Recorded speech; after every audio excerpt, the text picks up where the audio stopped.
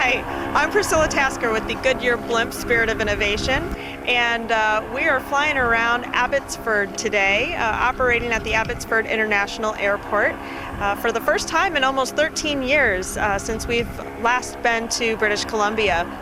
Fans who are watching us fly overhead will see the 192-foot long Spirit of Innovation flying overhead. Spirit of Innovation is the last GZ20 Blimp model in Goodyear's fleet, and it's also the last model in that series in the entire world. The airship is 192 feet long, it's about 60 feet high, and it requires a crew, a minimum crew, to launch and land the ship, not including the pilot. The crew lines up in a V formation on the field, and a crew chief will hold the windsock to let the pilot know which direction the airship is supposed to land in. A Goodyear Blimp always has to land into the wind, just like any other type of aircraft. And in order to do that, as the blimp comes in for landing, the pilot will fly as low to the ground as possible and drag those ropes along the field. The crew chief is communicating with the pilot, and as soon as the airship is low enough, he will give the call for the crew to run out and catch the blimp. 6 crew members, 3 on each rope, will grab onto the ropes. They'll wrangle the airship to make sure that its nose stays pointed into the wind. Once they have it steadied, the rest of the crew will run out and grab onto the gondola.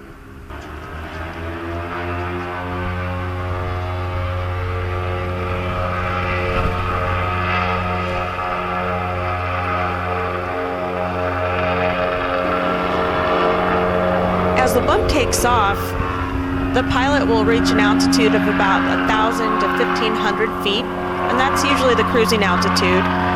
The cruising speed is 35 miles per hour, but the blimp can top off at about 55 miles per hour. Thanks, Priscilla. This is just spectacular. I just can't believe my eyes. Here we are floating in the air like people have been doing on Goodyear blimps for almost 100 years, since 1923. And this is better than anything I've ever been on. Everywhere there's a view, you can calmly take the time to look at it. Look at that, isn't that spectacular? And this is our home, Abbotsford, British Columbia. All that green space that's been so wisely planned into our environment, so now we got places to walk everywhere we go. All those trees you see, they've got pathways in there where people can take their puppy dogs, and a few bears can live, and lots of squirrels and rabbits. And this is the real country, and we're near Vancouver, but we're far enough away that we got real air to breathe. Look at that. That's as beautiful as any British countryside. So isn't this amazing? People have been doing this since 1923. And isn't that beautiful? What a way to see the country. We're about 1,000 feet up or so, and all those roads and the green spaces.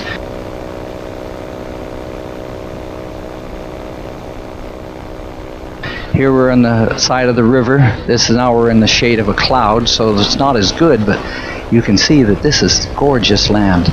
Beautifully tilled. The farms are tended to very expertly. This is one of the biggest farming communities in the country, and certainly one of the biggest places for 3 or 4 crops. Right now we've got blackberries, and I cannot tell you how wonderful they are. You have to taste them for yourself. And they're hanging off bushes everywhere you go. In fact, they're the average person's problem in every backyard because they want to take over. But they are good, and they do attract bears. Now we're looking over Chilliwack and way up the valley. Isn't that beautiful? That's our country right there. That's our home. Aren't we lucky to live here? So it seems like we're in a helicopter, but we're not. And it's certainly strange to be going 30 miles an hour. But we are. Isn't that great? Look at that green over there. Now here we are looking at the big city. Here we are, the big city of Abbotsford. This is not a small town. It looks like ticky-tacky little boxes from up here, but I'll tell you up close, these are beautiful homes. The quality of life here is very good. And if you got more than everybody else, or you've got 2 working people and you're making lots of money, you can have a real mansion here. All the people from Vancouver are selling their houses for $1.5 million and coming up to Abbotsford and living in the lap of luxury. Can't blame them. Besides, they get away from all the noise and all that stuff. I used to live in Vancouver and I like it, but it's nothing like Abbotsford. So now we're looking down on what looks like a trailer park, but it's not. It's a very orderly, beautiful subdivision.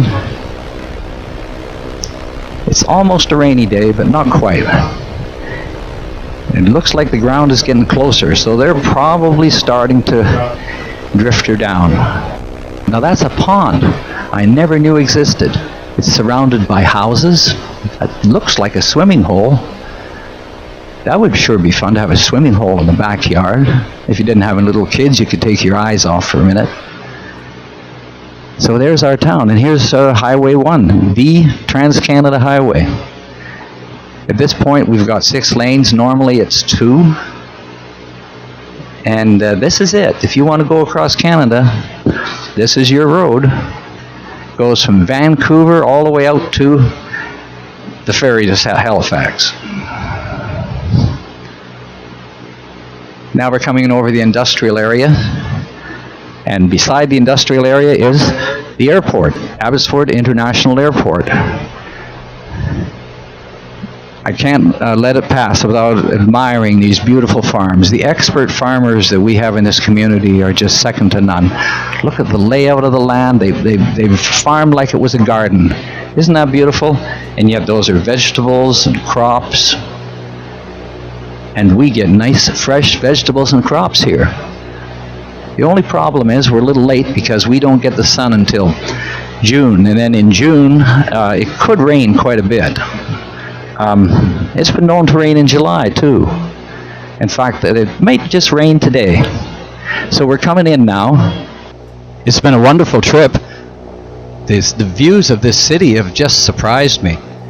When I came here 12 years ago from Chilliwack, it was a smaller town. It's an immense city now. Before you know it, here we are on the ground, for goodness sakes. I'm done. Over to you, Priscilla. 13 years since the Goodyear Blimp has been back to British Columbia, and we're thrilled to be here. It gives us an opportunity to reconnect with the Canadian consumers, but we're also here to celebrate the 60th anniversary of a longtime tire customer, Fountain Tire. So we're very grateful for the opportunity to be hosted here.